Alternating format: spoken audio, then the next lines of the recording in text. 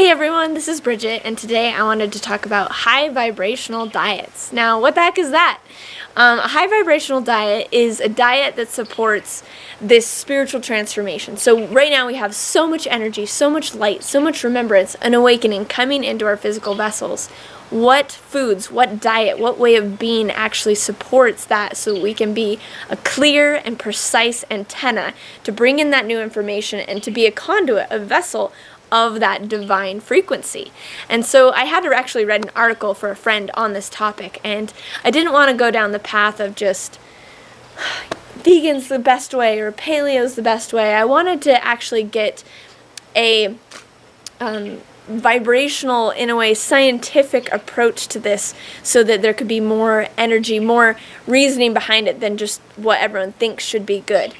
So what I found, one, was in Kirlian photography. So Kirlian photography takes the electromagnetic energy and it takes a picture of it. It takes a picture of the aura, the light radiating off of the food or the being. And the most potent, most light-filled foods were organic foods. So those had much more light radiating off of them, and I'll put a picture right now, than conventionally grown foods. Another one that was really high were locally grown foods versus far away, transported in, shipped in foods. Because as they have to go from the soil, from the tree, to us, the vibration goes down, as does the nutrient content. I think it's something like it goes down by 2/3 or something if it's transported in versus actually grown locally. So that was really important to the high vibrational nature of the food.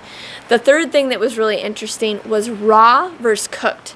And the raw foods have more life. And when they're cooked, the life dies in them.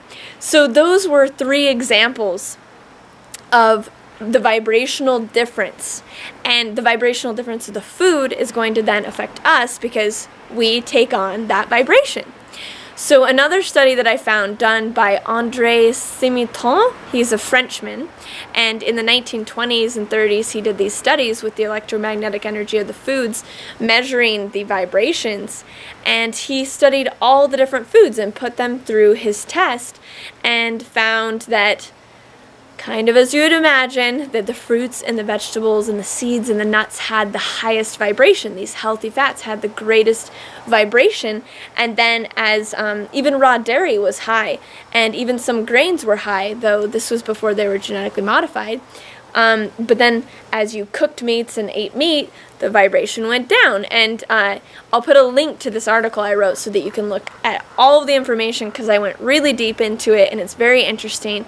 But this is just to touch on seeing the different energy levels and then seeing how we can intake them ourselves.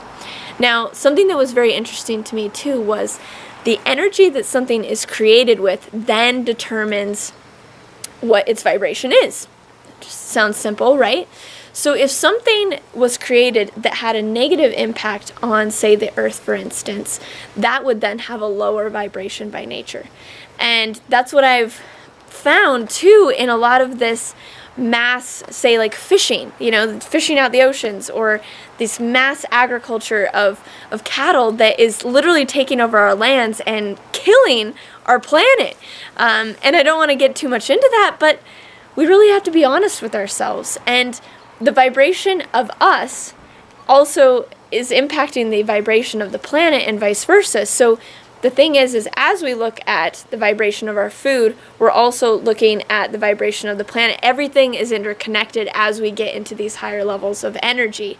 And we are going to have to look at it. I mean, right now I've been trying to film this video for the past 2 hours, but the weather in Sedona has changed so much in the past few years that right now it's stormy and cloudy and cold, when usually it would be hot and fully sunny and I could film all the time.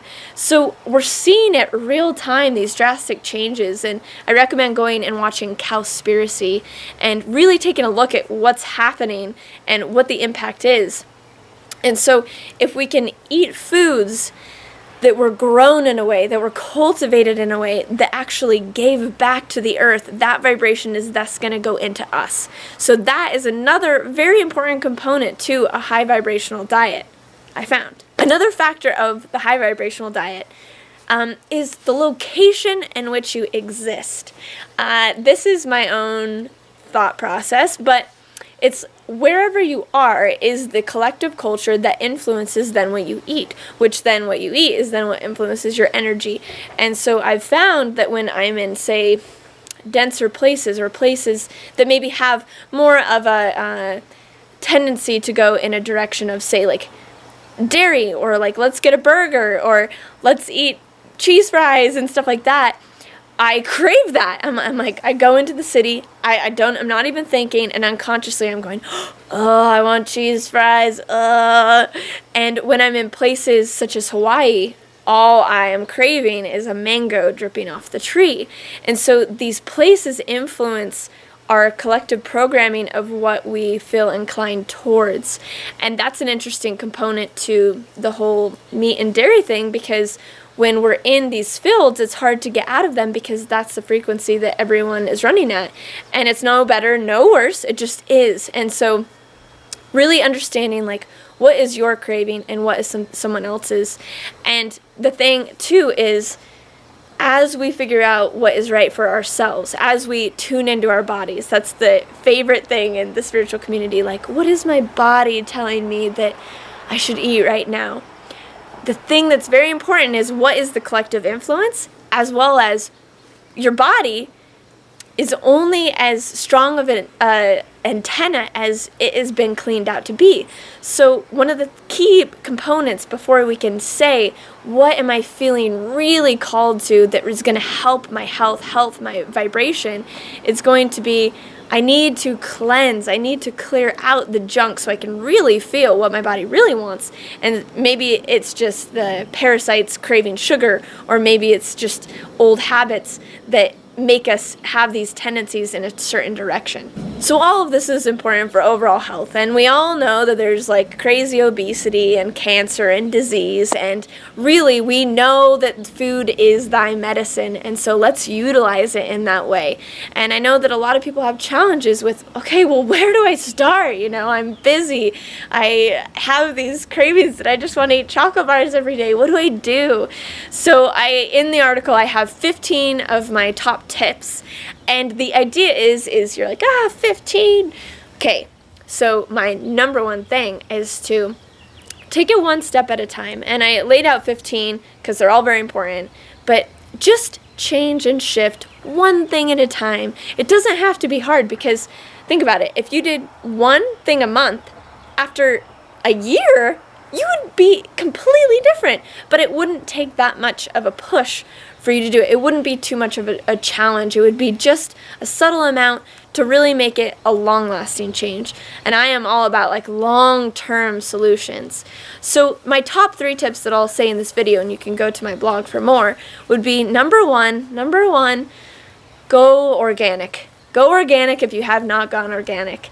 And a lot of people don't want to because it's more expensive, but it is more nutrient dense. So what you're buying are nutrients. And if it's less expensive, no nutrients.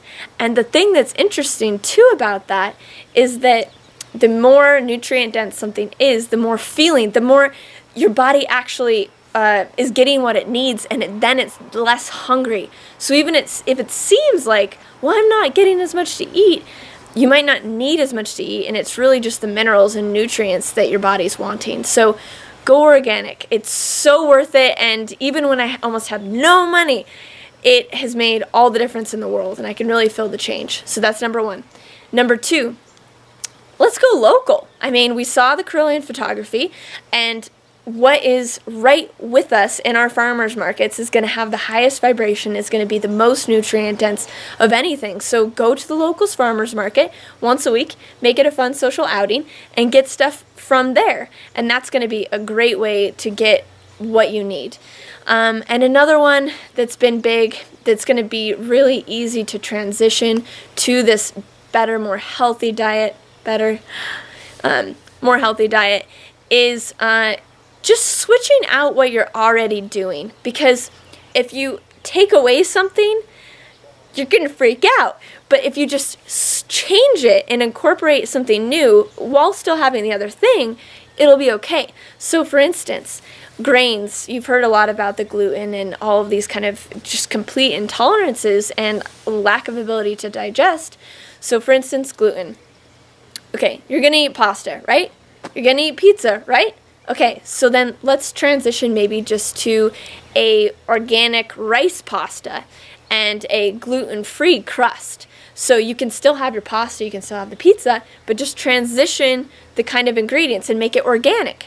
It's going to be 10 times better, but you haven't taken anything away from yourself. And same with such things as like, okay, you want your chocolate bar. Awesome.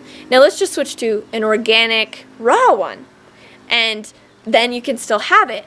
And as your body transitions and it's not getting anything taken away and these new nutrients get introduced, the whole body ecosystem is going to change and you're going to start craving new things.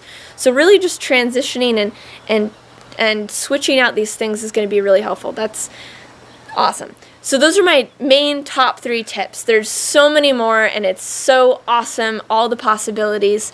As a quick last one, transition to spring water. Tap water, I'm sure you know, bottled water with all the plastics and stuff, bleh. But transition to spring water if you can. So those are just some of the quick ones that I'll give you right now. And you're already doing this. I know that you're already like wanting to be healthy and going in this direction. So it's just, all right, this is the next step for the next upgrade. And that's all it is. And really it's about all of us doing it together, because this world, our bodies, like, we all have to invest in it. We all have to invest in this new way of being, not only with what we intake, but with what we buy, the choices we make. And so let's really do this together, because that's the only way we're going to do it. So this is a very expansive conversation. There's lots of places we can go with this, and I'm happy to talk more on all different kinds of subject in this area. So comment below if you have anything that you want me to dive deeper into. I was raised, forgot to tell you this part, I was raised vegetarian, so I've been vegetarian my whole life, and then it's a natural transition. Nothing should be forced, but the intention to move in a new direction, and then whatever comes up to move. So I went vegan, but that was only because I couldn't really stand eating dairy and cheese anymore. It wasn't because I mentally chose to. So it's really important to listen to what our bodies and our vessels in this new light is really commanding us to do. And it can be really easy, it can be simple, and it can be fun and adventurous and new.